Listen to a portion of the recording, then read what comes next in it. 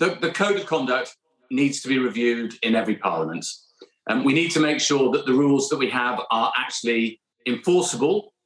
And of course, what we've seen over the last 3 weeks is the government sort of deliberately trying to make it impossible for a set of rules to be enforced, overpaid lobbying in the case of Owen Paterson. So I'm glad we got over that moment, but I'm slightly worried now that what the government is trying to do is sort of bounce everybody into a set of proposals which have not really been thought through very properly. My committee is meeting next Tuesday. We will consider all of these matters, and I hope that we'll be able to produce a report very soon, but it won't just be on this one issue. It'll be on a whole suite of different issues that we've been looking at for a whole year. And I think it's much better to look at the whole code of conduct for MPs as one single unit, rather than just a knee-jerk reaction to a crisis which was created by the Prime Minister himself, as he said, driving the car into a ditch on a clear day. The Prime Minister was being questioned by chairs of all sorts of committees within the House of Commons. I'm trying to keep it as simple as possible for lay people. So a lot of senior politicians were questioning the Prime Minister yesterday, is a better way of putting it. You spoke to him. Having spoken to him, did you get the impression that he had or had not read the report into Owen Paterson? I don't think he read the report at all.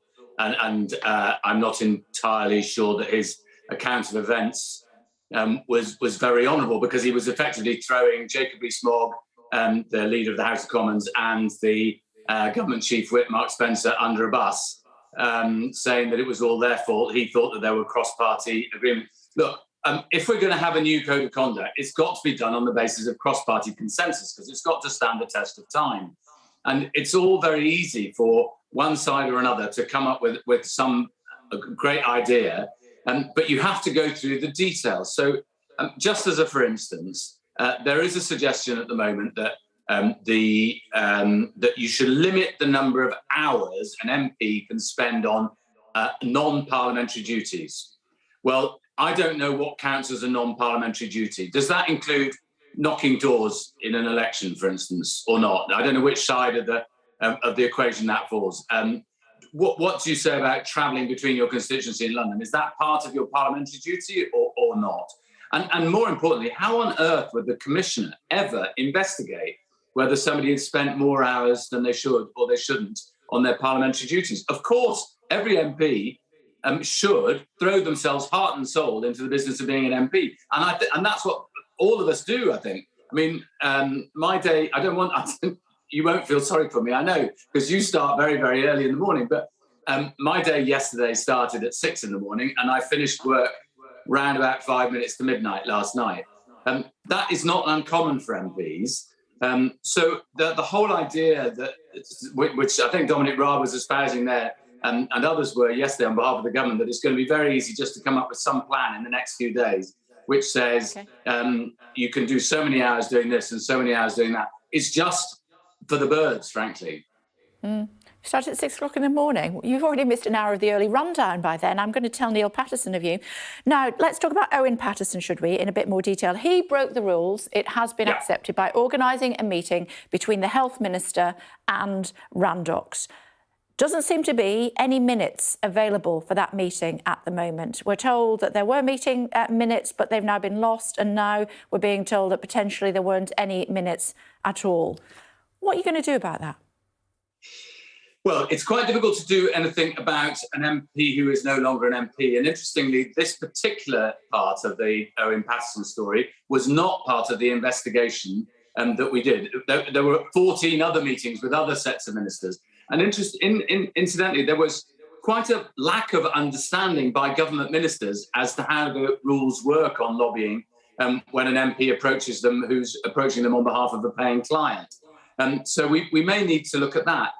It seems to me, on the face of it, extraordinary that there would not be minutes, written notes of a formal meeting between a government minister about a contract with a member of Parliament and the company concerned, when the MP and the company concerned had a paying relationship. That just seems extraordinary to me. It seems that's a matter surely for the ministerial code. How can you be a minister and not keep minutes of such meetings? Do ministers not understand the rules of the House of Commons, let alone the probity rules in government? Very good point. Let me ask you this before I let you go. From today, women will be working for nothing to the end of the year because equal pay is not as it should be. It was in law from 1975 as a result of what happened in Dagenham. How can we still be in this position? It's preposterous. It's outrageous. It makes me angry every week. A lot of the changes that the government has brought into taxation over the last few years and to benefits changes have hit women worse than men. One of the things I would dearly love to introduce is free childcare, free universal childcare for all, regardless of wealth, because I think that would be the single thing that would release more women to be able to work. It would also, incidentally, I think, improve the quality of childcare in the country, and on top of that, it will provide a good career path for a lot of people.